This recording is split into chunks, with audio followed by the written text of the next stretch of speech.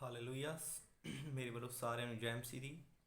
ਆਪ ਪਰਮੇਸ਼ਰ ਦਾ ਧੰਨਵਾਦ ਕਰਦੇ ਹਾਂ ਕਿ ਉਸਨੇ ਅੱਜ ਤੱਕ ਸਾਨੂੰ ਸੰਭਾਲ ਕੇ ਰੱਖਿਆ। ਪਰਮੇਸ਼ਰ ਦਾ ਸ਼ੁਕਰ ਕਰਦੇ ਹਾਂ। ਹਾਲੇਲੂਇਆ। ਜੋ ਅਸੀਂ ਬੀਤ ਚੁੱਕੇ ਦਿਨਾਂ ਦੇ ਵਿੱਚ ਅਸੀਂ ਦੇਖਦੇ ਆ ਰਹੇ ਹਾਂ ਕਿ ਆਪਣੀ ਜਿਹੜੀਆਂ ਅਸੀਂ ਆਸ਼ੀਸ਼ਾਂ ਨੂੰ ਗਵਾ ਬੈਠਦੇ ਹਾਂ, ਜਿਹੜੀਆਂ ਆਸ਼ੀਸ਼ਾਂ ਸਾਡੇ ਕੋਲੋਂ ਚਲੇ ਜਾਂਦੀਆਂ ਆ, ਉਹਨਾਂ ਨੂੰ ਅਸੀਂ ਕਿਸ ਤਰ੍ਹਾਂ ਵਾਪਸ ਆਪਣੀ ਜ਼ਿੰਦਗੀ ਦੇ ਵਿੱਚ ਫਿਰ ਤੋਂ ਲੈ ਕੇ ਆ ਸਕਦੇ ਹਾਂ। ਚਾਹੇ ਉਹ ਸਾਡੀ ਫਾਈਨੈਂਸ਼ੀਅਲੀ ਆਸ਼ੀਸ਼ ਹੋਵੇ, ਚਾਹੇ ਉਹ ਸਾਡੀ ਸਰੀਰਕ ਆਸ਼ੀਸ਼ ਹੋਵੇ, ਸਾਡੀ ਚੰਗਾਈ ਦੇ ਨਾਲ ਪ੍ਰਤੀ ਜੁੜੀ ਹੋਵੇ, ਚਾਹੇ ਉਹ ਸਾਡੀ ਚੰਗਾਈ ਹੋਵੇ, ਚਾਹੇ ਸਾਡਾ ਬਿਜ਼ਨਸ ਦੇ ਵਿੱਚ ਕੋਈ ਆਸ਼ੀਸ਼ ਗਵਾਚ ਗਈ ਹੋਵੇ, ਜਾਂ ਮਤਲਬ ਕਿਤੇ ਵੀ ਸਾਡਾ ਲਾਸ ਹੋਇਆ ਹੋਵੇ। ਪਰਮੇਸ਼ਰ ਨੇ ਸਾਨੂੰ ਕੋਈ ਆਸ਼ੀਸ਼ ਦਿੱਤੀ ਆ ਜਿਹੜੀ ਅਸੀਂ ਗਵਾ ਦਿੱਤੀ ਆ, ਖੋ ਲਈ ਆ ਆਪਣੀਆਂ ਗਲਤੀਆਂ ਦੇ ਕਾਰਨ। ਉਹ ਅਸੀਂ ਉਸ ਨੂੰ ਫਿਰ ਕਿਸ ਤਰ੍ਹਾਂ ਰਿਪੀਟ ਫਿਰ ਤਰ੍ਹਾਂ ਉਸ ਨੂੰ ਆਪਣੀ ਜ਼ਿੰਦਗੀ ਦੇ ਵਿੱਚ ਕਿਸ ਤਰ੍ਹਾਂ ਲੈ ਕੇ ਆ ਸਕਦੇ ਹਾਂ, ਉਹ ਫਿਰ ਕਿਸ ਤਰ੍ਹਾਂ ਆ ਸਕਦੀ ਹੈ ਸਾਡੀ ਜ਼ਿੰਦਗੀ ਦੇ ਵਿੱਚ, ਜੋ ਅਸੀਂ ਪਿਛਲੇ 2 ਟੌਪਿਕਾਂ ਦੇ ਵਿੱਚ ਦੇਖ ਚੁੱਕੇ ਹਾਂ। ਅਤੇ ਅੱਜ ਫਿਰ ਤੋਂ ਉਸ ਨੂੰ ਅਸੀਂ ਦੇਖਾਂਗੇ ਕਿ ਕਿਸ ਤਰ੍ਹਾਂ ਅਸੀਂ ਵਧਣਾ ਆ, ਫਿਰ ਤੋਂ ਆਪਣੀਆਂ ਚੀਜ਼ਾਂ ਕਿਸ ਤਰ੍ਹਾਂ ਰਿਕਵਰੀ ਕਰਨੀ ਆ ਉਹਨਾਂ ਚੀਜ਼ਾਂ ਦੀ। ਤੁਸੀਂ ਜਾਣਦੇ ਆ ਕਿ ਜਦੋਂ ਇੱਕ ਮੋਬਾਈਲ ਦੇ ਵਿੱਚ ਜਾਂ ਕੁਝ ਮਿਸਿੰਗ ਹੋ ਜਾਂਦੀ ਹੈ, ਜਾਂ ਵੀਡੀਓ ਜਾਂ ਤੁਹਾਡੀਆਂ ਕੋਈ ਫੋਟੋਆਂ ਮੈਮਰੀ ਕਾਰਡ ਦੇ ਵਿੱਚ ਜਾਂ ਪਿਨ ਡਰਾਈਵ ਦੇ ਵਿੱਚੋਂ ਡਿਲੀਟ ਹੋ ਜਾਂਦੀਆਂ, ਉਹ ਫਿਰ ਤੋਂ ਦੁਬਾਰਾ ਰਿਕਵਰੀ ਹੋ ਜਾਂਦੀਆਂ ਆ। ਇਸੇ ਤਰ੍ਹਾਂ ਪਰਮੇਸ਼ਰ ਫਿਰ ਤੋਂ ਸਾਨੂੰ ਦੁਬਾਰਾ ਰਿਕਵਰ ਕਰਦਾ ਆ, ਫਿਰ ਤੋਂ ਸਾਨੂੰ ਬਲੈਸ ਕਰਦਾ ਆ। ਜਿਸ ਤਰ੍ਹਾਂ ਅਸੀਂ ਦੇਖ ਰਹੇ ਹਾਂ, ਲਗਾਤਾਰ ਦੇਖਦੇ ਆ ਰਹੇ ਹਾਂ, ਨਿਰਗਮ ਦੀ ਕਿਤਾਬ ਉਹਦਾ 34ਵਾਂ ਅਧਿਆਏ ਦੇ ਵਿੱਚੋਂ ਅਸੀਂ ਦੇਖਦੇ ਆ ਰਹੇ ਹਾਂ ਕਿਸ ਤਰ੍ਹਾਂ ਮੂਸਾ ਨੇ ਜਿਹੜੀਆਂ ਸੀਗੀਆਂ ਉਹ ਫਟੀਆਂ ਨੂੰ, ਜਿਹੜਾ ਪਰਮੇਸ਼ਰ ਨੇ ਵਚਨ ਦਿੱਤਾ ਸੀਗਾ, ਉਹਨੇ ਉਸ ਨੂੰ ਗਵਾ ਲਿਆ ਸੀਗਾ, ਤੋੜ ਦਿੱਤੀਆਂ ਸੀਗੀਆਂ।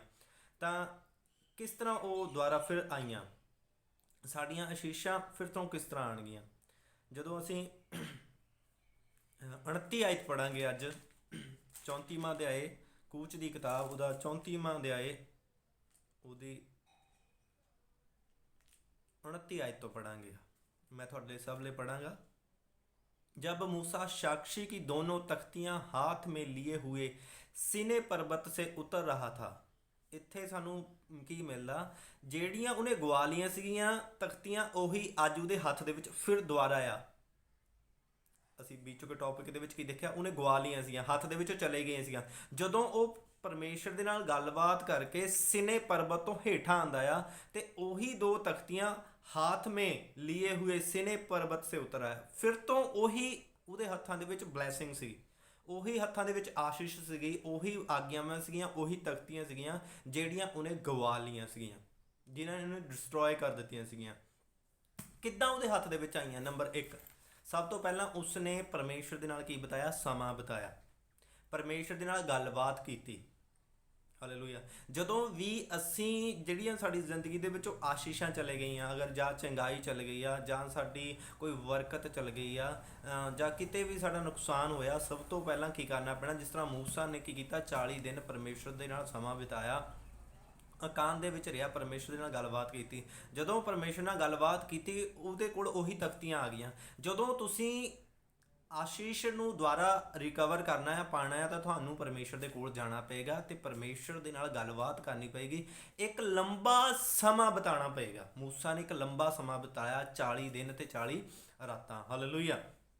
ਸਾਨੂੰ ਲੰਬਾ ਸਮਾਂ ਬਿਤਾਉਣਾ ਪਏਗਾ ਅਗਰ ਅਸੀਂ ਆਪਣੀ ਜ਼ਿੰਦਗੀ ਦੇ ਵਿੱਚ, ਆਪਣੇ ਜੀਵਨ ਦੇ ਵਿੱਚ ਉਹੀ ਚੀਜ਼ਾਂ ਫਿਰ ਤੋਂ ਚਾਹੁੰਦੇ ਹਾਂ ਕਿ ਆਉਣ। ਹਾਲੇਲੂਇਆ। ਉਹੀ ਚੀਜ਼ਾਂ, ਉਹੀ ਬਰਕਤਾਂ ਜਿਹੜੀਆਂ ਚਲੇ ਗਈਆਂ ਸਾਡੀ ਜ਼ਿੰਦਗੀ ਦੇ ਵਿੱਚ ਆਉਣ, ਫਿਰ ਤੋਂ ਸਾਨੂੰ ਪਰਮੇਸ਼ਰ ਦੇ ਨਾਲ ਸਮਾਂ ਬਿਤਾਉਣਾ ਪਏਗਾ। ਜਿਸ ਤਰ੍ਹਾਂ ਜਦੋਂ ਪਰਮੇਸ਼ਰ ਦੇ ਨਾਲ ਸਮਾਂ ਮੂਸਾ ਨੇ ਬਿਤਾਇਆ, ਉਹਦੇ ਬਚਨ 'ਚ ਲਿਖਿਆ ਵਾ ਉਹਦੇ ਹੱਥ ਦੇ ਵਿੱਚ ਤਖਤੀਆਂ ਸੀਗੀਆਂ। ਫਿਰ ਮੈਂ ਕਿਹਾ ਯੀਸ਼ੂ ਮਸੀਹ ਦੇ ਨਾਮ ਦੇ ਵਿੱਚ ਜਦੋਂ ਤੁਸੀਂ ਪਰਮੇਸ਼ਰ ਨਾਲ ਸਮਾਂ ਬਿਤਾਓਗੇ, ਯੀਸ਼ੂ ਮਸੀਹ ਦੇ ਨਾਮ ਦੇ ਵਿੱਚ ਤੁਹਾਡੇ ਹੱਥਾਂ ਦੇ ਵਿੱਚ ਉਹੀ ਤਾਕਤ, ਉਹੀ ਬਰਕਤ, ਉਹੀ ਆਸ਼ੀਸ਼ ਫਿਰ ਤੋਂ ਯੀਸ਼ੂ ਮਸੀਹ ਦੇ ਨਾਮ ਦੇ ਵਿੱਚ ਆਏਗੀ। ਆमीन। मूसा साक्षी की दोनों तख्तियां हाथ में लिए हुए सीने पर्वत से उतर रहा था। नंबर 1, ਉਹਦੇ ਹੱਥ ਦੇ ਵਿੱਚ ਆਸ਼ੀਸ਼ ਸੀਗੀ। ਜਦੋਂ ਤੁਸੀਂ ਪਰਮੇਸ਼ਰ ਦੇ ਨਾਲ ਜੁੜੋਗੇ, ਤੁਹਾਡੀ ਆਸ਼ੀਸ਼ ਤਾਂ ਆਏਗੀ। ਜਿਹੜੀਆਂ ਚੀਜ਼ਾਂ ਗਵਾਚ ਗਈਆਂ, ਗਵਾ ਲਈਆਂ ਤੁਸੀਂ ਆਪਣੀਆਂ ਗਲਤੀਆਂ ਦੇ ਕਾਰਨ, ਜਾਂ ਕਿੱਦਾਂ ਵੀ ਆ ਦੂਰ ਚਲੇ ਗਈਆਂ, ਉਹ ਫਿਰ ਤੋਂ ਆਉਣਗੀਆਂ ਯੀਸ਼ੂ ਮਸੀਹ ਦੇ ਨਾਮ ਦੇ ਵਿੱਚ। ਉਸ ਤੋਂ ਬਾਅਦ ਕੀ ਹੋਏਗਾ? तब यहोवा के साथ बातें करने के कारण उसके चेहरे से किरणें निकल रही थी। ਨੰਬਰ 2 ਪੁਆਇੰਟ ਹੈ, ਜਦੋਂ ਅਸੀਂ ਪਰਮੇਸ਼ਰ ਦੇ ਨਾਲ ਸਮਾਂ ਬਿਤਾਉਂਦੇ ਹਾਂ, ਕੀ ਹੁੰਦਾ? ਜਦੋਂ ਮੂਸਾ ਨੇ ਸਮਾਂ ਬਿਤਾਇਆ ਪਰਮੇਸ਼ਰ ਦੇ ਨਾਲ, ਉਹਦੇ ਚਿਹਰੇ ਦੇ ਵਿੱਚੋਂ ਕਿਰਨਾਂ ਨਿਕਲਣ ਲੱਗੀਆਂ, ਮਤਲਬ ਉਹਦਾ ਚਿਹਰਾ ਜਿਹੜਾ ਚਮਕ ਗਿਆ। ਹਾਲੇਲੂਇਆ। ਅਗਰ ਤੁਹਾਡੀ ਜ਼ਿੰਦਗੀ ਦੇ ਵਿੱਚ ਹਨੇਰਾ ਹੈ, ਠੀਕ ਹੈ, ਜਿਹੜੀਆਂ ਚੀਜ਼ਾਂ ਤੁਸੀਂ ਗਵਾ ਲਈਆਂ, ਇਹ ਪਰਮੇਸ਼ਰ ਦੇ ਨਾਲ ਸਮਾਂ ਬਿਤਾਉਣ ਦੇ ਦੁਆਰਾ ਤੁਹਾਡਾ ਚਿਹਰਾ ਚਮਕੇਗਾ, ਤੁਸੀਂ ਚਮਕੋਗੇ ਯਿਸੂ ਮਸੀਹ ਦੇ ਨਾਮ ਦੇ ਵਿੱਚ। ਹਾਲੇਲੂਇਆ। ਤੁਹਾਡਾ ਹਨੇਰਾ ਦੂਰ ਚਲਾ ਜਾਏਗਾ। ਇਹਦਾ ਮਤਲਬ ਕੀ ਆ? ਜਦੋਂ ਮੂਸਾ ਨੇ ਪਰਮੇਸ਼ਰ ਦੇ ਨਾਲ ਗੱਲਬਾਤ ਨਹੀਂ ਕੀਤੀ ਸੀਗੀ ਤਾਂ ਉਹਦੇ ਚਿਹਰੇ ਦੇ ਵਿੱਚੋਂ ਕੋਈ ਕਿਰਨਾਂ ਨਹੀਂ ਨਿਕਲਦੀਆਂ ਸੀਗੀਆਂ, ਤੇ ਮਤਲਬ ਹਨੇਰਾ ਸੀਗਾ, ਮਤਲਬ ਉਹਦੇ ਚਿਹਰੇ 'ਤੇ ਕੋਈ ਚਮਕ ਨਹੀਂ ਸੀਗੀ। ਜਦੋਂ ਪਰਮੇਸ਼ਰ ਦੇ ਨਾਲ ਸਮਾਂ ਬਿਤਾਇਆ ਤਾਂ ਕੀ ਹੋਇਆ? ਉਹਦੇ ਚਿਹਰੇ ਦੇ ਵਿੱਚੋਂ ਰੌਸ਼ਨੀ ਨਿਕਲਣ ਲੱਗੀ, ਕਿਰਨਾਂ ਨਿਕਲ ਗਈਆਂ, ਪਰਮੇਸ਼ਰ ਦਾ ਨੂਰ ਆ ਗਿਆ, ਪਰਮੇਸ਼ਰ ਦੀ ਸਾਮਰਥ ਆ ਗਈ, ਪਰਮੇਸ਼ਰ ਦਾ ਅਭਿਸ਼ੇਕ ਉਹਦੇ ਜੀਵਨ ਦੇ ਵਿੱਚ ਆਇਆ। ਕੀ ਕਰਨ ਦੇ ਕਾਰਨ? ਇੱਕ ਸਮਾਂ ਪਰਮੇਸ਼ਰ ਦੇ ਨਾਲ ਬਿਤਾਉਣ ਦੇ ਕਾਰਨ। ਅਗਰ ਤੁਸੀਂ ਵੀ ਸਮਾਂ ਪਰਮੇਸ਼ਰ ਦੇ ਨਾਲ ਬਿਤਾਓਗੇ, ਮੈਂ ਸਮਾਂ ਬਿਤਾਵਾਂਗਾ ਪਰਮੇਸ਼ਰ ਦੇ ਨਾਲ, ਜਿੰਨਾ ਅਸੀਂ ਸਮਾਂ ਬਿਤਾਵਾਂਗੇ ਪਰਮੇਸ਼ਰ ਦੀ ਰੌਸ਼ਨੀ ਸਾਡੇ ਜੀਵਨ ਦੇ ਵਿੱਚ, ਸਾਡੀ ਆਤਮਾ ਦੇ ਵਿੱਚ, ਸਾਡੇ ਸਰੀਰ ਦੇ ਵਿੱਚ ਕੰਮ ਕਰੇਗੀ। ਆਮੀਨ, ਹਾਲੇਲੂਇਆ। ਤੇ ਸਾਡੀਆਂ ਜਿਹੜੀਆਂ ਆਸ਼ੀਸ਼ਾਂ ਤਾਂ ਆਉਣਗੀਆਂ ਹੀ ਆਉਣਗੀਆਂ। ਨੰਬਰ 2 ਪੁਆਇੰਟ ਹੈ ਕਿ ਸਾਡੇ ਉੱਤੇ ਪਰਮੇਸ਼ਰ ਦਾ ਨੂਰ ਤੇਜ ਸਾਡੇ ਅੰਦਰੋਂ ਚਮਕੇਗਾ। ਹਾਲੇਲੂਇਆ। ਇਹ ਸਮਾਂ ਬਿਤਾਉਣ ਦੇ ਕਾਰਨ ਹੈ। ਕਿੱਦਾਂ? ਯਹੋਵਾ ਕੇ ਸਾਥ ਬਾतें ਕਰਨੇ ਇਸੇ ਕਾਰਨ ਲਿਖਿਆ ਹੋਇਆ ਕਿ ਯਹੋਵਾ ਦੇ ਨਾਲ ਮੂਸਾ ਗੱਲਬਾਤ ਕਰਦਾ ਸੀਗਾ। ਜਦੋਂ ਅਸੀਂ ਵੀ ਪਰਮੇਸ਼ਰ ਦੇ ਨਾਲ ਗੱਲਬਾਤ ਕਰਾਂਗੇ ਤਾਂ ਹੀ ਕੀ ਹੋਏਗਾ? ਸਾਡੇ ਚਿਹਰੇ ਉੱਤੇ किरणा निकलनियाँ, रोशनी आएगी। हालेलुया। परंतु वह जय नहीं जानता था कि उसके चेहरे से किरणें निकल रही है। पर मूसा नहीं सीगा जानता, दूजे लोगों को पता लगता सीगा। अगे लिखा वा, जब हरून और सब इसराइलियों ने मूसा को देखा कि उसके चेहरे से किरणें निकल रही हैं तब वे उसके पास जाने से डर गए। हालेलुया। तब मूसा ने उनको बुलाया और हरून मंडली के सारे प्रधानों समेत उसके पास आया और मूसा उनसे बातें करने लगा। इसके बाद सब इसराइली पास आए और जितनी आज्ञाएं यहोवा ने सीनै पर्वत पर उसके साथ बात करने के समय दी थी, वे सब उनसे उन्हें बताई। जब तक मूसा उनसे बात न कर चुका तब तक अपने मुंह पर ओढ़े रहा। परंतु जब मूसा भीतर यहोवा से बात करने को उसके सामने जाता तब वह ओढ़नी को निकालते समय तक उतारे हुए रहता था। फिर बाहर आकर जो आज्ञा उसे मिलती उन्हें इसराइलियों से कह देता था। इसराइली मूसा का चेहरा देखते थे कि उससे किरणें निकल रही है, और जब तक वह यहोवा से बात करने को भीतर ना जाता तब तक वह ओढ़नी को डाले रहता था। हालेलुया। ਜਦੋਂ ਮੂਸਾ ਜਿਹੜਾ ਸੀਗਾ ਪਰਮੇਸ਼ਰ ਦੇ ਨਾਲ ਗੱਲਬਾਤ ਕਰਨ ਜਾਂਦਾ ਸੀਗਾ, ਤੇ ਜਦੋਂ ਉਹ ਇਸਰਾਏਲੀਆਂ ਦੇ ਨਾਲ ਜਾਂਦਾ ਸੀਗਾ ਗੱਲਬਾਤ ਕਰਨ ਦੇ, ਆਪਣੇ ਚਿਹਰੇ ਨੂੰ ਢੱਕ ਲੈਂਦਾ ਸੀਗਾ। ਹਾਲੇਲੂਇਆ। ਕਿ ਜਿਹੜੇ ਇਸਰਾਏਲੀ ਲੋਕ ਹੈ ਉਹ ਚਿਹਰੇ ਨੂੰ, ਮੂਸਾ ਦੇ ਚਿਹਰੇ ਨੂੰ ਦੇਖ ਕੇ ਡਰਦੇ ਸੀਗੇ, ਕਿਉਂਕਿ ਉਹਦੇ ਵਿੱਚੋਂ ਪਰਮੇਸ਼ਰ ਦੀਆਂ ਤੇਜ਼, ਪਰਮੇਸ਼ਰ ਦੇ ਨਾਲ ਗੱਲਬਾਤ ਕਰਨ ਦੇ ਕਾਰਨ ਰੋਸ਼ਨੀ ਆ ਜਾਂਦੀ ਸੀਗੀ। ਹਾਲੇਲੂਇਆ। ਕਿਉਂਕਿ ਪਰਮੇਸ਼ਰ ਇੱਕ ਰੋਸ਼ਨੀ ਆ, ਲਾਈਟ ਹੈ। ਯਿਸੂ ਮਸੀਹ ਨੇ ਕਿਹਾ ਮੈਂ ਜਗਤ ਦੀ ਜੋਤੀ ਹਾਂ, ਤੇ ਯਿਸੂ ਮਸੀਹ ਨੇ ਯੋਹੰਨਾ ਦੇ ਵਿੱਚ ਵੀ ਕਿਹਾ, ਕਹਿੰਦਾ ਤੁਸੀਂ ਜਗਤ ਦੀਆਂ ਜੋਤੀ ਹੋ। ਜਦੋਂ ਇੱਕ ਹਨੇਰੇ ਵਾਲੇ ਕਮਰੇ ਦੇ ਵਿੱਚ ਅਸੀਂ ਲਾਈਟ ਜਗਾ ਦਿੰਦੇ ਹਾਂ ਤਾਂ ਉੱਥੇ ਰੋਸ਼ਨੀ ਹੋ ਜਾਂਦੀ ਹੈ। ਜਦੋਂ ਅਸੀਂ ਉਸ ਸਮੇਂ ਹਨੇਰੇ ਦੇ ਵਿੱਚ ਸੀਗੇ, ਜਦੋਂ ਅਸੀਂ ਪਰਮੇਸ਼ਰ ਦੇ ਕੋਲ ਨਹੀਂ ਸੀਗੇ, ਜਦੋਂ ਯਿਸੂ ਮਸੀਹ ਸਾਡੀ ਜ਼ਿੰਦਗੀ ਦੇ ਵਿੱਚ ਆਇਆ, ਯਿਸੂ ਮਸੀਹ ਸਾਡੇ ਅੰਦਰ ਆ ਗਿਆ ਤੇ ਜੋਤੀ ਸਾਡੇ ਅੰਦਰ ਆ ਗਈ। ਹਾਲੇਲੂਇਆ। ਔਰ ਜੋਤੀ ਸਾਡੇ ਅੰਦਰੋਂ ਹੁਣ ਪ੍ਰਕਾਸ਼ ਬਣ ਕੇ ਨਿਕਲਦੀ ਹੈ। ਇਸ ਲਈ ਯਿਸੂ ਮਸੀਹ ਨੇ ਸਾਨੂੰ, ਮੈਨੂੰ, ਤੁਹਾਨੂੰ ਜਗਤ ਦੀਆਂ ਜੋਤੀਆਂ ਕਿਹਾ। ਹਾਲੇਲੂਇਆ। ਜਦੋਂ ਮੂਸਾ ਜਿਹੜਾ ਸੀਗਾ ਪਰਮੇਸ਼ਰ ਦੇ ਨਾਲ ਗੱਲਬਾਤ ਕਰਦਾ ਸੀਗਾ, ਪਰਮੇਸ਼ਰ ਦੀ ਰੋਸ਼ਨੀ, ਪਰਮੇਸ਼ਰ ਦੀ ਜੋਤ ਉਸਦੇ ਅੰਦਰੋਂ ਜਗ ਪੈਂਦੀ ਸੀਗੀ, ਪਰਮੇਸ਼ਰ ਦੀ ਲਾਈਟ ਉਸਦੇ ਅੰਦਰੋਂ ਨਿਕਲਦੀ ਸੀ, ਪਰਮੇਸ਼ਰ ਦੀ ਸਾਮਰਥ ਉਸਦੇ ਅੰਦਰੋਂ ਨਿਕਲਦੀ ਸੀਗੀ। ਹਾਲੇਲੂਇਆ। ਤੇ ਦੇਖੋ ਉਸਨੇ ਕੀ ਕੀਤਾ? ਪਰਮੇਸ਼ਰ ਦੇ ਨਾਲ ਸਮਾਂ ਬਿਤਾਇਆ, ਪਰਮੇਸ਼ਰ ਦੇ ਨਾਲ ਗੱਲਬਾਤ ਕੀਤੀ, ਤੇ ਉਹ ਫਿਰ ਤੋਂ ਤਖਤੀਆਂ ਆਈਆਂ, ਫਿਰ ਤੋਂ ਆਸ਼ੀਸ਼ ਆਈਆਂ। ਤੁਹਾਡੀ ਜਿਹੜੀ ਆਸ਼ੀਸ਼ ਹੈ ਇਹ ਪਰਮੇਸ਼ਰ ਦੇ ਨਾਲ ਗੱਲਬਾਤ ਕਰਨ ਦੇ ਵਿੱਚ ਲੁਕੀ ਹੋਈ ਹੈ। ਜਿੰਨੀਆਂ ਵੀ ਤੁਹਾਡੀਆਂ, ਅੱਜ ਬਹੁਤ ਸਾਰੇ ਲੋਕ ਹੈ ਆਸ਼ੀਸ਼ ਪ੍ਰਾਪਤ ਕਰ ਲੈਂਦੇ ਆ, ਪਰ ਉਹ ਚਲੀ ਜਾਂਦੀ ਹੈ, ਗੁਆਚ ਜਾਂਦੀ ਹੈ। ਚਾਹੇ ਉਹਨਾਂ ਦੀ ਚੰਗਾਈ ਹੈ, ਚਾਹੇ ਦੁਸ਼ਟ ਆਤਮਾ ਤੋਂ ਛੁਟਕਾਰਾ, ਚਾਹੇ ਕੋਈ ਵੀ ਪ੍ਰੋਬਲਮ ਹੈ, ਕੋਈ ਸਮੱਸਿਆ ਆ, ਉਹ ਦੁਬਾਰਾ ਅਗਰ ਬਾਰ-ਬਾਰ ਆਉਂਦੀ ਹੈ। ਕੀ ਪ੍ਰੋਬਲਮ ਹੈ? ਕਿ ਉਹ ਜਿਹੜਾ ਆ ਪਰਮੇਸ਼ਰ ਦੇ ਨਾਲ ਸਮਾਂ ਨਹੀਂ ਬਿਤਾਉਂਦੇ, ਪਰਮੇਸ਼ਰ ਦੇ ਨਾਲ ਗੱਲਬਾਤ ਨਹੀਂ ਕਰਦੇ ਹੈਗੇ। ਜਦੋਂ ਪਰਮੇਸ਼ਰ ਦੇ ਨਾਲ ਗੱਲਬਾਤ ਕਰਾਂਗੇ, ਉਹ ਪਰਮੇਸ਼ਰ ਸਾਨੂੰ ਫਿਰ ਤੋਂ ਬਲੈਸ ਕਰੇਗਾ, ਫਿਰ ਤੋਂ ਸਾਨੂੰ ਰਿਕਵਰ ਕਰੇਗਾ, ਫਿਰ ਤੋਂ ਸਾਨੂੰ ਆਸ਼ੀਸ਼ ਦੇਗਾ, ਆਸ਼ੀਸ਼ ਵੀ ਦੇਗਾ, ਤੇ ਤੁਹਾਡੇ ਹੱਥ ਖਾਲੀ ਨਹੀਂ ਹੋਣਗੇ। ਜਿਸ ਤਰ੍ਹਾਂ ਮੂਸਾ ਜਦੋਂ ਪਰਬਤ ਤੋਂ ਆਇਆ, ਉਹਦੇ ਹੱਥ ਦੇ ਵਿੱਚ ਕੀ ਸੀਗੀਆਂ? ਤਖਤੀਆਂ ਸੀਗੀਆਂ। ਜਦੋਂ ਤੁਸੀਂ ਪਰਮੇਸ਼ਰ ਦੇ ਨਾਲ ਗੱਲਬਾਤ ਕਰੋਗੇ, ਤੁਹਾਡੇ ਹੱਥ ਖਾਲੀ ਨਹੀਂ ਰਹਿਣਗੇ। ਹਾਲੇਲੂਇਆ। ਲਿਖਿਆ ਹੋਇਆ ਕਿ ਉਹਦੇ ਹੱਥ ਦੇ ਵਿੱਚ ਤਖਤੀਆਂ ਸੀਗੀਆਂ। ਮੈਂ ਕਿਹਾ ਤੁਹਾਡੇ ਹੱਥ ਦੇ ਵਿੱਚ ਵੀ ਆਸ਼ੀਸ਼ ਹੋਏਗੀ, ਤੁਹਾਡੇ ਹੱਥ ਦੇ ਵਿੱਚ ਵੀ ਬਰਕਤ ਹੋਏਗੀ, ਤੁਹਾਡੇ ਹੱਥ ਦੇ ਵਿੱਚ ਵੀ ਸਭ ਕੁਝ ਹੋਏਗਾ ਜਦੋਂ ਤੁਸੀਂ ਪਰਮੇਸ਼ਰ ਦੇ ਨਾਲ ਸਮਾਂ ਬਿਤਾਓਗੇ। ਤੁਸੀਂ ਖਾਲੀ ਹੱਥ ਨਹੀਂ ਆਉਣ ਵਾਲੇ। ਮੂਸਾ ਤਖਤੀਆਂ ਲੈ ਕੇ ਜ਼ਰੂਰ ਗਿਆ, ਤਖਤੀਆਂ ਉੱਤੇ ਕੁਝ ਲਿਖਿਆ ਨਹੀਂ ਸੀਗਾ। ਜਦੋਂ ਉਹ ਵਾਪਸ ਆਇਆ ਉਹ ਖਾਲੀ ਹੱਥ ਨਹੀਂ ਆਇਆ। ਹਾਲੇਲੂਇਆ। ਮੈਂ ਕਿਹਾ ਜਦੋਂ ਜਦੋਂ ਵੀ ਤੁਸੀਂ ਯਿਸੂ ਮਸੀਹ ਦੇ ਕੋਲ ਜਾਓਗੇ ਤੁਸੀਂ ਖਾਲੀ ਹੱਥ ਨਹੀਂ ਆਉਣ ਵਾਲੇ। ਆਮੀਨ। ਤੁਸੀਂ ਖਾਲੀ ਹੱਥ ਨਹੀਂ ਆਉਣ ਵਾਲੇ। ਤੁਸੀਂ ਜਾ ਕੇ ਦੇਖੋ, ਜਦੋਂ ਵੀ ਤੁਸੀਂ ਜਾਓਗੇ ਮੈਂ ਕਿਹਾ ਭਰੇ ਹੱਥੀਂ ਆਉਂਗੇ। ਹਾਲੇਲੂਇਆ। ਬਰਕਤ ਲੈ ਕੇ ਆਉਂਗੇ, ਆਸ਼ੀਸ਼ ਲੈ ਕੇ ਆਉਂਗੇ, ਚੰਗਾਈ ਲੈ ਕੇ ਆਉਂਗੇ, ਛੁਟਕਾਰਾ ਲੈ ਕੇ ਆਉਂਗੇ। ਤੁਹਾਨੂੰ ਪਰਮੇਸ਼ਰ ਦੇ ਨਜ਼ਦੀਕ ਜਾਣਾ ਪੈਣਾ। ਸਿਨੇ ਪਰਬਤ ਦਾ ਮਤਲਬ ਜਿਸ ਤਰ੍ਹਾਂ ਮੈਂ ਪਿਛਲੇ ਟੌਪਿਕ ਦੇ ਵਿੱਚ ਦੱਸਿਆ ਸੀਗਾ, ਅਲੱਗਤਾਈ ਦੇ ਵਿੱਚ ਜਾਣਾ, ਪਰਮੇਸ਼ਰ ਦੇ ਨਾਲ ਇਕਾਂਤ ਦੇ ਵਿੱਚ ਜਾਣਾ। ਤੁਸੀਂ ਤੇ ਪਰਮੇਸ਼ਰ ਕੀ ਹੋਵੇ, ਆਪਸ ਵਿੱਚ ਹੋਵੇ ਗੱਲਬਾਤ ਕਰਨਾ। ਤੁਸੀਂ यहोवा के साथ बातें करने से उसके चेहरे से क्या हो रही, किरणा निकल रही ਸੀ। ਜਦੋਂ ਤੁਸੀਂ ਪਰਮੇਸ਼ਰ ਦੇ ਨਾਲ ਗੱਲਬਾਤ ਕਰੋਗੇ ਤੁਸੀਂ ਚਮਕੋਗੇ। ਮੈਂ ਕਿਹਾ ਯਿਸੂ ਮਸੀਹ ਦੇ ਨਾਮ 'ਚ ਤੁਸੀਂ ਸਟਾਰ ਬਣੋਗੇ। ਯਿਸੂ ਮਸੀਹ ਦੇ ਨਾਮ ਦੇ ਵਿੱਚ ਹਾਲੇਲੂਇਆ। ਤੁਸੀਂ ਚਮਕੋਗੇ, ਕੋਈ ਵੀ ਤੁਹਾਡੀ ਚਮਕ ਨੂੰ ਖੋ ਨਹੀਂ ਸਕਦਾ। ਹਾਲੇਲੂਇਆ। ਤੁਹਾਡੇ ਹੱਥ ਹਰੇ ਭਰੇ ਰਹਿਣਗੇ, ਤੁਹਾਡੇ ਹੱਥਾਂ ਦੇ ਵਿੱਚ ਬਰਕਤ ਆਏਗੀ, ਆਸ਼ੀਸ਼ ਆਏਗੀ। ਆਮੀਨ। ਇੱਕ ਮੈਂ ਵਚਨ ਪੜਾਂਗਾ, ਭਜਨ ਸਹਾਇਤਾ ਉਹਦਾ 34ਵਾਂ ਅਧਿਆਏ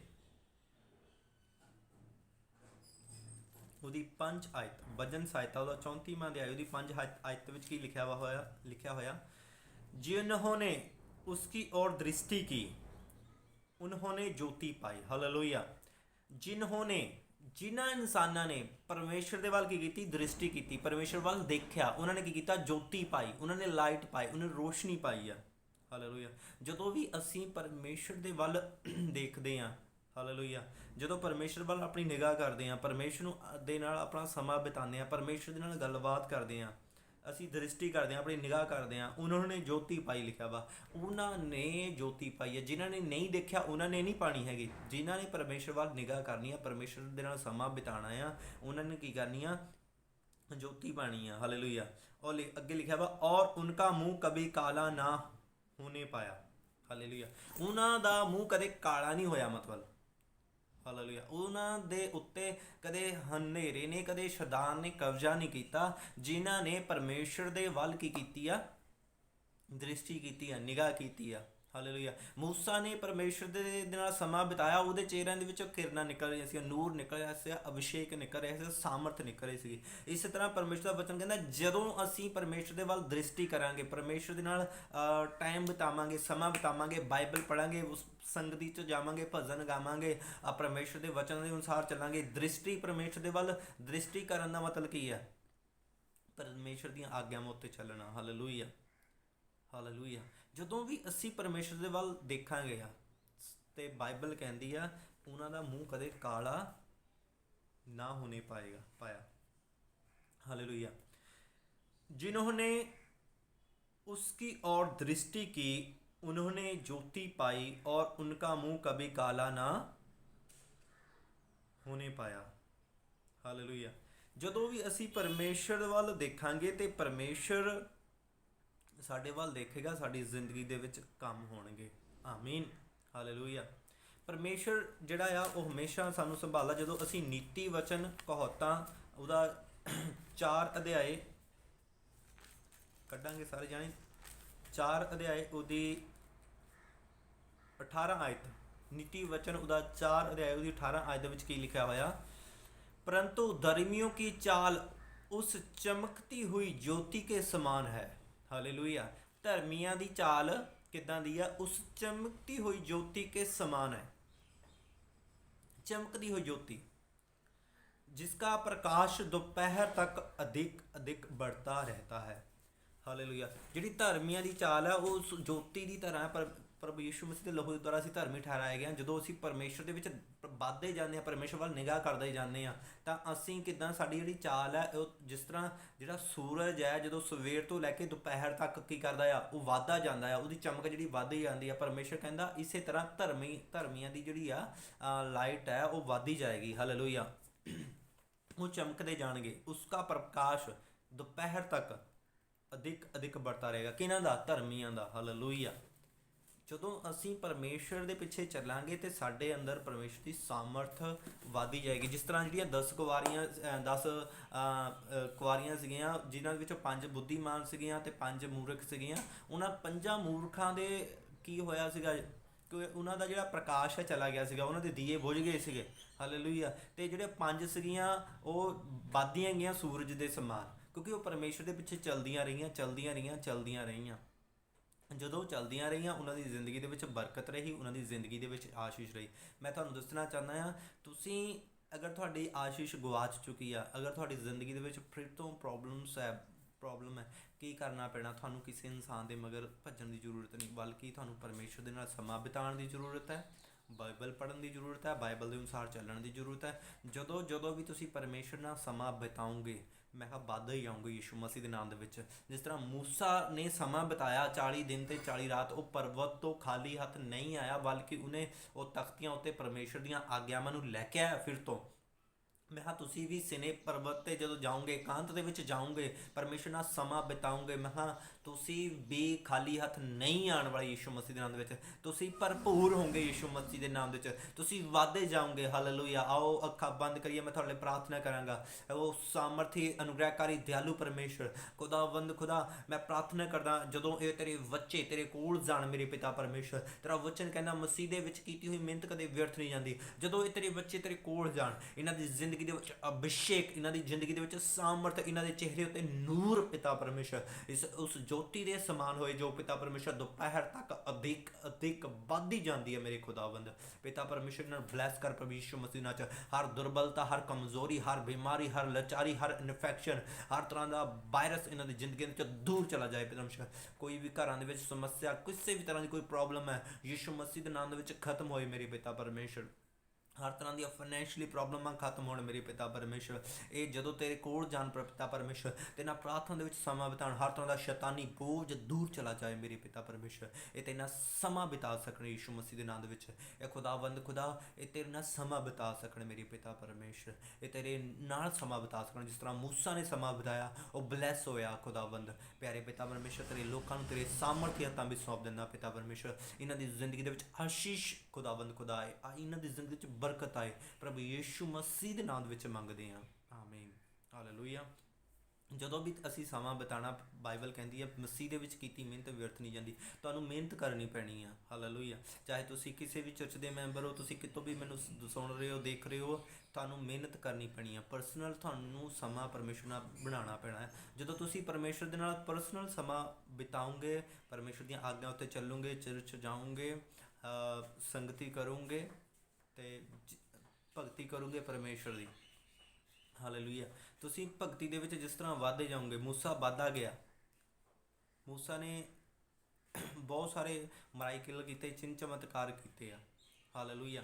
ਤੇ ਜਦੋਂ ਵੀ ਤੁਸੀਂ ਪਰਮੇਸ਼ਰ ਦੇ ਨਾਲ ਸਮਾਂ ਬਿਤਾਓਗੇ, ਤੁਸੀਂ ਵਧੋਗੇ, ਤੁਹਾਨੂੰ ਕਦੇ ਵੀ ਸ਼ਰਮਿੰਦਗੀ ਦਾ ਸਾਹਮਣਾ ਨਹੀਂ ਕਰਨਾ ਪਏਗਾ। ਹਾਲੇਲੂਇਆ। ਅੱਜ ਪ੍ਰੋਬਲਮਸ ਇਹੀ ਆ ਕਿ ਬਹੁਤ ਸਾਰੇ ਲੋਕ ਕਹਿੰਦੇ ਆ ਜੀ ਹਾਂਜੀ ਅਸੀਂ ਚਰਚ ਜਾ ਰਹੇ ਹਾਂ, ਪ੍ਰੋਬਲਮ ਇਹ ਆ ਕਿ ਬਾਰ-ਬਾਰ ਸਮੱਸਿਆ ਆ ਰਹੀਆਂ, ਸਾਡਾ ਛੁਟਕਾਰਾ ਨਹੀਂ ਹੋ ਰਿਹਾ। ਕਾਰਨ ਕੀ ਆ? ਕਿਉਂਕਿ ਉਹਨਾਂ ਨੇ ਪਰਸਨਲ ਪਰਮੇਸ਼ਰ ਦੇ ਨਾਲ ਰਿਸ਼ਤਾ ਨਹੀਂ ਬਣਾਇਆ। ਉਹਨਾਂ ਨੇ ਹੋ ਸਕਦਾ ਚਰਚ ਦੇ ਨਾਲ ਰਿਸ਼ਤਾ ਬਣਾਇਆ ਹੋਵੇ, ਪਾਸਟਰ ਦੇ ਨਾਲ ਅੱਛਾ ਰਿਸ਼ਤਾ ਬਣਾਇਆ ਹੋਵੇ, ਬਲਕਿ ਉਹਨਾਂ ਨੇ ਪ੍ਰਭੂ ਦੇ ਨਾਲ ਅੱਛਾ ਰਿਸ਼ਤਾ ਨਹੀਂ ਬਣਾਇਆ। ਸਾਨੂੰ ਪਰ ਸਭ ਤੋਂ ਪਹਿਲਾਂ ਪਰਮੇਸ਼ਰ ਦੇ ਨਾਲ ਅੱਛਾ ਰਿਸ਼ਤਾ ਬਣਾਉਣ ਦੀ ਜ਼ਰੂਰਤ ਹੈ। ਉਸ ਤੋਂ ਬਾਅਦ ਚਰਚ ਦੇ ਨਾਲ, ਪਾਸਟਰਾਂ ਦੇ ਨਾਲ, ਤਮਾਮ ਬਾਕੀ ਜਿਹੜੇ ਕੰਮ ਹੈ ਬਾਅਦ ਵਿੱਚ ਹੈ। ਸਾਨੂੰ ਸਭ ਤੋਂ ਪਹਿਲਾਂ ਪਰਮੇਸ਼ਰ ਦੇ ਨਾਲ ਇੱਕ ਅੱਛਾ ਰਿਸ਼ਤਾ ਬਣਾਉਣ ਦੀ ਜ਼ਰੂਰਤ ਹੈ। ਜਦੋਂ ਅਸੀਂ ਪਰਮੇਸ਼ਰ ਦੇ ਨਾਲ ਅੱਛਾ ਰਿਸ਼ਤਾ ਬਣਾਵਾਂਗੇ, ਅਸੀਂ ਵੱਧਦੇ ਜਾਵਾਂਗੇ ਯਿਸੂ ਮਸੀਹ ਦੇ ਨਾਮ ਦੇ ਵਿੱਚ। ਕਦੇ ਵੀ ਸਾਡੀ ਜ਼ਿੰਦਗੀ ਵਿੱਚ ਕੋਈ ਵੀ ਥੁੜ ਨਹੀਂ ਆਏਗੀ। ਹਾਲੇਲੂਇਆ। ਹਾਂਜੀ, ਮੈਂ ਇੱਕ ਵਾਰੀ ਦੁਬਾਰਾ ਫਿਰ ਉਹੀ ਵਚਨ ਨੂੰ ਤੁਹਾਡੇ ਅੱਗੇ ਰਿਪੀਟ ਕਰਾਂਗਾ। जब मूसा साक्षी की दोनों तख्तियां हाथ में लिए हुए सिने पर्वत से उतर रहा था। ਮਤਲਬ ਪਰਮੇਸ਼ਰ ਦੇ ਨਾਲ ਸਮਾਂ ਬਿਤਾ ਕੇ ਥੱਲੇ ਆ ਰਿਹਾ ਸੀਗਾ ਤੇ ਉਹਦੇ ਹੱਥ ਖਾਲੀ ਨਹੀਂ ਸੀਗੇ, ਉਹਦੇ ਹੱਥਾਂ ਦੇ ਵਿੱਚ ਆਸ਼ੀਸ਼ ਸੀਗੀ ਜਿਹੜੀ ਉਹਨੇ ਗਵਾ ਲਈ ਸੀਗੀ। ਹਾਲੇਲੂਇਆ। ਤੇ ਜਿਹੜਾ ਪਰਮੇਸ਼ਰ ਦਾ ਵਚਨ ਹੈ ਤੁਹਾਡੇ ਲਈ ਆਸ਼ੀਸ਼ ਹੈ। ਹਾਲੇਲੂਇਆ। ਮੂਸਾ ਨੇ ਕੀ ਗਵਾ ਲਿਆ ਸੀਗਾ? ਪਰਮੇਸ਼ਰ ਦੀਆਂ ਆਗਿਆਵਾਂ ਗਵਾ ਲਈਆਂ ਸੀਗੀਆਂ। ਤੇ ਫਿਰ ਤੋਂ ਆਗਿਆ ਲੈਣ ਦੇ ਲਈ ਪਰਮੇਸ਼ਰ ਦੇ ਕੋਲ ਗਿਆ ਸੀਗਾ। ਫਿਰ ਜਦੋਂ ਵਾਪਸ ਆਇਆ ਤਾਂ ਆਗਿਆ ਲੈ ਕੇ ਆਇਆ, ਉਹਦੇ ਹੱਥ ਖਾਲੀ ਨਹੀਂ ਸੀਗੇ। ਆਗਿਆ ਦਾ ਮਤਲਬ ਕੀ ਆ? ਆਸ਼ੀਸ਼ ਹੈ। ਆਮੀਨ। ਆਸ਼ੀਸ਼ ਹੈ। ਤੁਹਾਡੀ ਆਸ਼ੀਸ਼ ਤੁਹਾਡੇ ਹੱਥ ਦੇ ਵਿੱਚ ਹੈ। ਮੈਂ ਕਿਹਾ ਯਿਸੂ ਮਸੀਹ ਦੇ ਨਾਮ ਦੇ ਵਿੱਚ ਤੁਸੀਂ ਖਾਲੀ ਨਹੀਂ ਆਉਣ ਵਾਲੇ, ਖਾਲੀ ਨਹੀਂ ਆਉਣ ਵਾਲੇ। ਅੱਜ ਤੱਕ ਜਿੰਨੇ ਵੀ ਯਿਸੂ ਮਸੀਹ ਦੇ ਕੋਲ ਗਏ ਆ, ਕਦੇ ਵੀ ਖਾਲੀ ਨਹੀਂ ਆਏ। ਹੰਨਾ ਗਈ ਯਿਸੂ ਮਸੀਹ ਦੇ ਕੋਲ, ਰੋਂਦੀ ਕੁਰਲਾਉਂਦੀ, ਤੇ ਖਾਲੀ ਨਹੀਂ ਆਈ। ਜਿੰਨੇ ਵੀ ਯਿਸੂ ਮਸੀਹ ਦੇ ਕੋਲ ਗਏ ਆ, ਲੰਗੜੇ, ਬਿਮਾਰ, ਲਾਚਾਰ, ਕਮਜ਼ੋਰ, ਯਿਸੂ ਮਸੀਹ ਨੇ ਉਹਨਾਂ ਨੂੰ ਕਦੇ ਵੀ ਖਾਲੀ ਨਹੀਂ ਭੇਜਿਆ। ਹਾਲੇਲੂਇਆ। ਉਹਨਾਂ ਨੂੰ ਬਲੈਸ ਕੀਤਾ। ਉਹ ਤੁਹਾਨੂੰ ਵੀ ਮੈਂ ਕਿਹਾ ਬਲੈਸ ਕਰੇਗਾ। ਮੈਂ ਕਿਹਾ ਤੁਹਾਨੂੰ ਵੀ ਬਲੈਸ ਕਰੇਗਾ ਯਿਸੂ ਮਸੀਹ ਦੇ ਨਾਂ 'ਚ। ਤੁਹਾਨੂੰ ਵੀ ਬਲੈਸ ਕਰੇਗਾ ਹੀ ਕਰੇਗਾ। ਆਮੀਨ। ਹਾਲੇਲੂਇਆ। Thank you Jesus. ਉਹ ਤੁਹਾਨੂੰ ਬਲੈਸ ਕਰੇਗਾ ਯਿਸੂ ਮਸੀਹ ਦੇ ਨਾਂ ਦੇ ਵਿੱਚ। ਉਹ ਤੁਹਾਨੂੰ ਬਰਕਤ ਦੇਗਾ ਹੀ ਦੇਗਾ। ਉਹ ਆਇਆ ਹੀ ਇਸ ਲਈ ਹੈ ਕਿ ਤੁਹਾਨੂੰ ਆਸ਼ੀਸ਼ ਕਰ ਸਕੇ, ਤੁਹਾਨੂੰ ਬਰਕਤ ਦੇ ਸਕੇ। ਧੰਨਵਾਦ ਕਰਦੇ ਹਾਂ ਪਰਮੇਸ਼ਰ ਦਾ ਇਸ ਛੋਟੇ ਜਿਹੇ ਬਚਨ ਦੇ ਲਈ। ਇਸ ਬਚਨ ਦੁਆਰਾ ਤੁਹਾਨੂੰ ਸਭ ਨੂੰ ਆਸ਼ੀਸ਼ ਦੇਵੇ। ਸਾਰਿਆਂ ਨੂੰ ਜੈ ਮਸੀਹ ਦੀ। ਅਗਰ ਤੁਹਾਡੇ ਰਿਸ਼ਤੇਦਾਰ ਦੇ ਵਿੱਚ ਕਿਸੇ ਵੀ, ਕਿਉਂਕਿ ਤੁਸੀਂ ਜਾਣਦੇ ਆ ਕਿ ਕਰੋਨਾ ਦੇ ਕਾਰਨ ਬਹੁਤ ਸਾਰੇ ਲੋਕ ਬਿਮਾਰ ਆ, ਲਾਚਾਰ ਹੈ, ਤੁਸੀਂ ਉਹਨਾਂ ਨੂੰ ਪ੍ਰਭੂ ਦਾ ਵਚਨ ਦੱਸੋ। ਅਗਰ ਕੋਈ ਵੀ ਕਰੋਨਾ ਵਾਇਰਸ ਦੇ ਵਿੱਚ ਪੀੜਤ ਹੈ, ਉਹ ਸਾਡੇ ਨਾਲ ਕੰਟੈਕਟ ਕਰ ਸਕਦਾ ਹੈ, ਪ੍ਰਾਰਥਨਾ ਕਰਾ ਸਕਦਾ ਹੈ। ਇਸ ਵੀਡੀਓ ਨੂੰ ਵੱਧ ਤੋਂ ਵੱਧ ਤੁਸੀਂ ਸ਼ੇਅਰ ਕਰੋ ਕਿ ਅਗਰ ਕੋਈ ਵੀ ਬਿਮਾਰ ਹੈ, ਲਾਚਾਰ ਹੈ, ਉਹ ਨਹੀਂ ਠੀਕ ਹੋ ਰਿਹਾ, ਪ੍ਰਭੂ ਯਿਸੂ ਮਸੀਹ ਉਹਨਾਂ ਨੂੰ ਚੰਗਾ ਕਰਨਗੇ। ਅਗਰ ਉਹ ਵਿਸ਼ਵਾਸ ਕਰਨਗੇ, ਵਿਸ਼ਵਾਸ ਦੇ ਨਾਲ ਪ੍ਰਾਰਥਨਾ ਕਰਾਉਣਗੇ, ਤਾਂ ਪਰਮੇਸ਼ਰ ਉਹਨਾਂ ਦੀ ਜ਼ਿੰਦਗੀ ਦੇ ਵਿੱਚ ਕੰਮ ਕਰੇਗਾ, ਉਹਨਾਂ ਨੂੰ ਬਰਕਤ ਦੇਵੇਗਾ। ਸਾਰਿਆਂ ਨੂੰ ਜੈ ਮਸੀਹ ਦੀ। God bless you.